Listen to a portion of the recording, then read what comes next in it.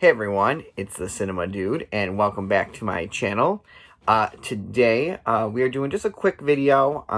As a lot of you may know, Dollar Tree has been putting out new DVDs and Blu-rays, so I have just a quick little, there we go, a quick little stack that I got this week, and so let's check them out. Nice thing about this is a lot of the stuff, and what I've been liking is you've gotten a lot of Shudder releases in there. You've gotten a lot of Olive Film releases. There was 2 Olive Film ones that I found this time. One I already had, and new one I didn't. And then some kind of cool old stuff that was in there that you don't really see that often. So we'll go with the only Blu-ray that I got, and that is Tremors: A Cold Day in Hell. This is... I don't remember if this is the latest one or this second to last one. But this one is with, of course, Michael Gross, and Jamie Kennedy is in this one. So it says Burt Gummer and his son Travis Welker find themselves up their ears in grabnoids and ass blasters when they head to Canada to investigate a series of giant worm attacks. Arriving at a remote research facility in the Arctic tundra, Burt begins to suspect that the grabnoids are secretly being weaponized, but before he can prove his theory, he is sidelined by grabnoid venom. With just 48 hours to live, the only hope is to create an antidote from fresh venom, but to do that, someone will have to figure out how to milk a grabnoid. This has the making of Tremors: A Cold Day in Hell, Anatomy of a Scene, and Inside Chang's Markets. So that is Tremors: A Cold Day in Hell. Like I said, kind of cool. For $1 for a film that recently has been, showing up at Walmart's, Targets, and things like that for, 15-20 bucks. Kind of cool pickup. Then we have Magnet's release of High Rise with Tom Hiddleston. This one I've heard about. Haven't seen it yet, but it looks kind of interesting.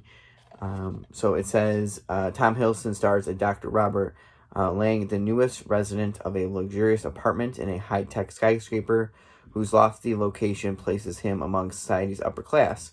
Lang quickly settles in and meets the other tenants: Charlotte, a bohemian single mother; Wilder, a charismatic documentarian who lives with his pregnant wife Helen; and Mr. Royal. And actually looking at this, it's a pretty decent cast too. You got Jeremy Irons, Elizabeth Moss, Luke Evans, Sienna Miller. So that's a pretty decent cast. The building's enigmatic architect life seems like paradise to the solitude-seeking Lang, but as power outages become more frequent and the building's flaws emerge, mainly on the lower floors, local or social strata begins to crumble, and the building descends into class war. On here, it has a commentary with Tom Hiddleston, Ben Wheatley. Oh, that's right. This is filmed by Ben Wheatley. So kind of cool to add another one of his films to my collection. Definitely, I think he makes like a lot. He's in the genre and stuff, and I think he just did Rebecca. He has a new one he did during the pandemic. It literally just came out. It slipped him the title of it. But he filmed that during the pandemic. But I think he's kind of a cool one because I feel like he takes a lot of inspiration from classic movies and things like that, and then puts his own spin on it, and then puts those kind of tropes and themes and stuff into modern movies and stuff. So definitely a director that I do enjoy. So that has Ben Wheatley and producer Jeremy Thomas building the world of High Rise, 70s style, heady special effects, breaking down High Rise and its tenants. High Rise building or bringing Ballard to the big screen, and a theatrical trailer. So that is High Rise. Definitely looking forward to checking that one out. Then I found one, and it's so this is a triple feature of Zombie Planet 2, Adam's Revenge, and Zombie Planet 3, Kane Chronicles in the Zombie Planet trilogy set. This is all just like, if you can kind of see in the back, it's very low budget horror. And it says, let's see, Zombie Planet was the first film from ZP International, originally released in 2004. Let's see. So it says pharmaceutical scientists attempt to cash in on a low-carb protein diet fad. They develop an enzyme that eventually becomes an oral medication known as the carb craver killer. During clinical trials, the drug itself proves extremely effective in aiding persons on the protein diet and eliminate cravings for carbohydrates for those on a high-protein, low-carb diet. Carb cravings were a thing of the past. There was only one unfortunate side effect. The cravings for protein was so strong that eventually users of the drug began to crave human flesh, and even worse, the bodies. So that is a Zombie Planet. Just kind of, added to my zombie collection, and just kind of a low-grade horror stuff. So definitely any of these that you guys seen, comment below. Let me know which ones you enjoyed, which ones that you like. This one, have you guys heard of any of the Zombie Planet movies? So let me know. Next we'll go to just a documentary. I usually like, a whole bunch of history, or, kind of like I said, I've been getting into nature ones, and I've gotten a few more history and stuff. This one's from Robert Klein, and it's about the Clintons and an American Odyssey. Just another, like I said, another documentary. I don't go too much into politics on the channel, so, but just another one I just picked up just to kind of put more stuff into my documentary section. So, so that is that. Then we will go with another zombie movie. Last One's Out. This was a Shudder exclusive. So that's what I said. Like last time I got Boar and Gwen, and this time I got this one. It says, when Henry Williamson wakes up from surgery, he's paralyzed, alone, and in the dark. Within hours, the hospital has been overrun by the victims of a new virus. They're gripped by a bloodthirsty zombie-like rage, desperate to feed on the uninfected. With the help of a handful of surviving medical staff, Henry must get on his feet, escape from the hospital, and get across a countryside ravaged by flesh-hungry walking corpses to find any way to safety. And this special feature is the story behind The Last One's Out. So this was from 2017. So again, another zombie movie. But like I said, it's any of these Shudder ones. Definitely pick up, because like I said, this and the last video with Boar and Gwen, these are usually like $15, and to be able to get them for $1, it's just kind of being a smart shopper, so. Next we will go with the Olive Film release. A friend of mine showed me that they had some at the one he went to, but he only said they had one copy. The store I went to had like 5 copies, so it was exciting that I was able to get this. And it's really cool that Olive Films have been popping up here. I have a decent collection of them, and there are a lot of classic movies and things like that. I've yet to find a Blu-ray, though. People have been saying they've been finding Blu-rays in there, but I've just been finding the DVD versions, which is fine to me. When I first started collecting, it was just DVDs that I was collecting, and then it became Blu-rays, and then I was like, should I just go all the Blu-rays and not worry about it? But then I'm like, who cares? Especially older movies, unless like the transfer was really bad, I don't really see, and some people are gonna be like, oh no, there are some movies that, that if the transfer is good and it's on DVD, then it is what it is, and I don't have an issue with that.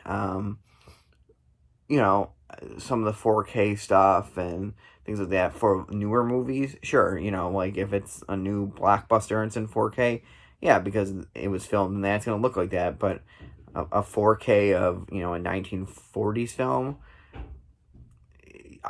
it probably is going to be the best it's going to be.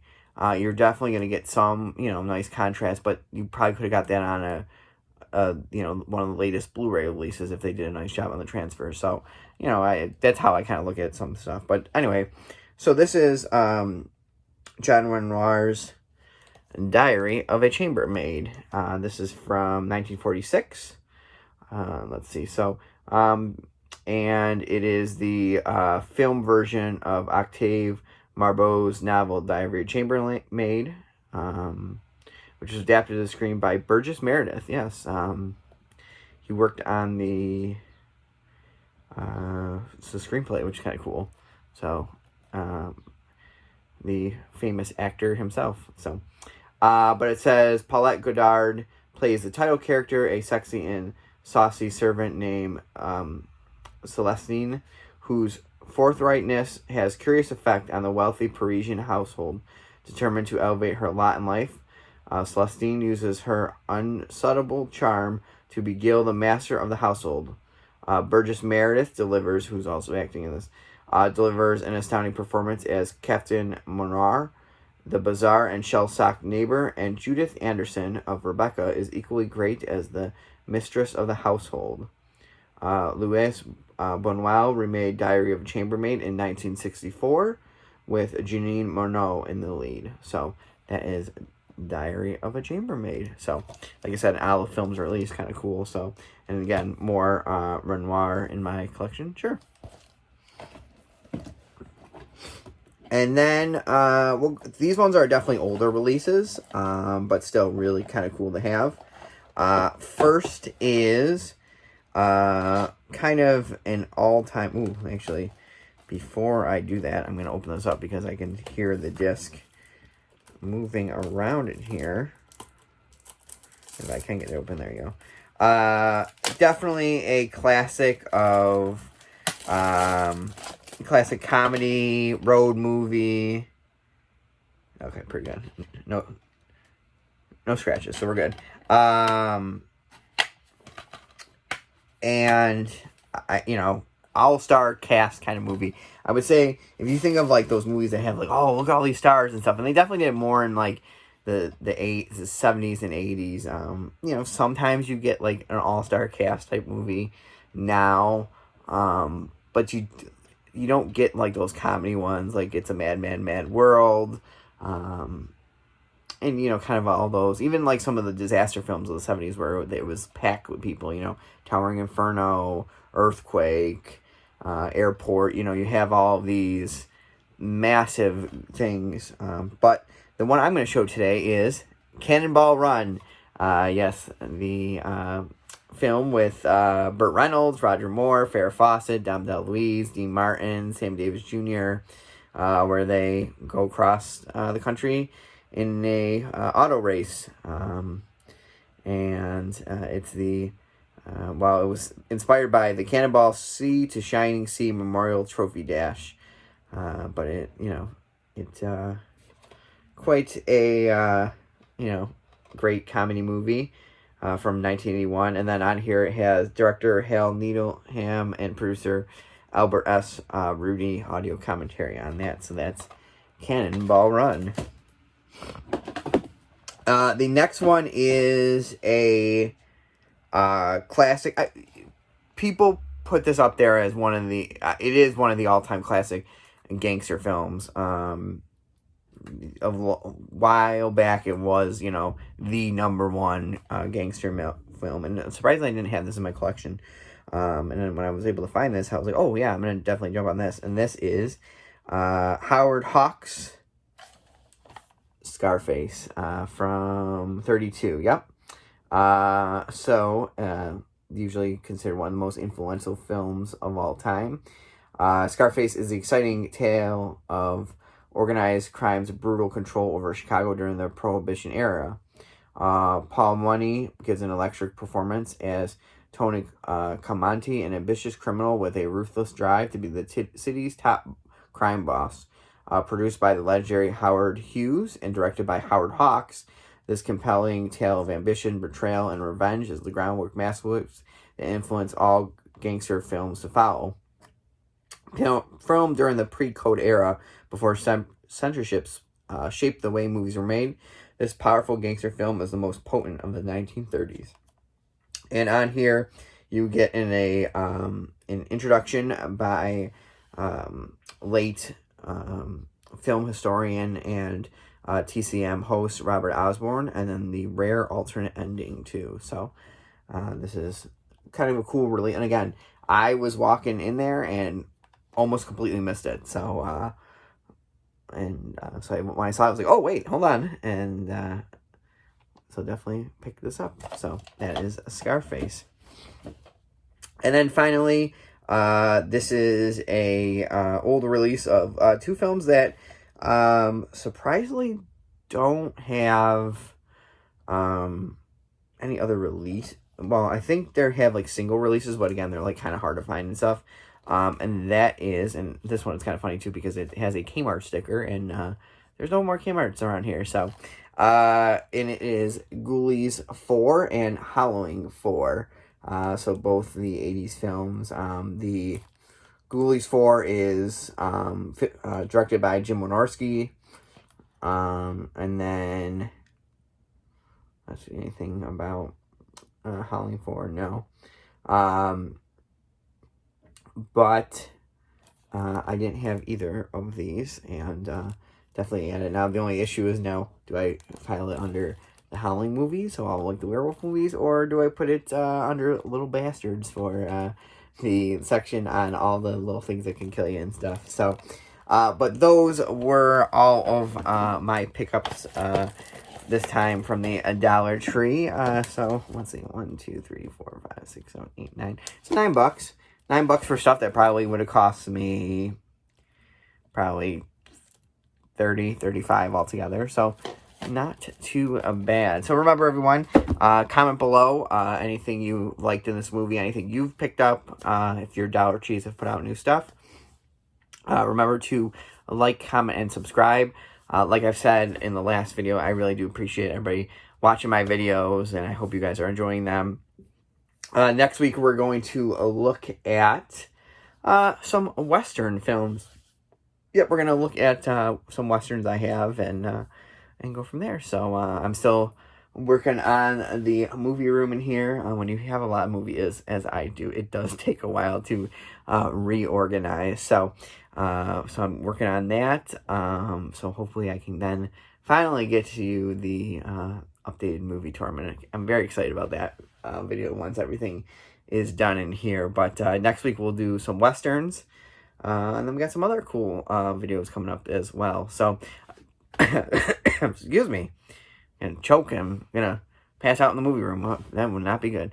But anyway, everyone, I hope you guys have a nice weekend. I hope you guys have a nice week. Let me know if you've picked up anything. There are some cool releases, cool announcements this week. So definitely comment below. And again, like I said, I appreciate everyone watching my videos. I hope you guys are enjoying them as much as I am enjoying making them. So remember, everyone, be kind and rewind. I'll see everybody next week.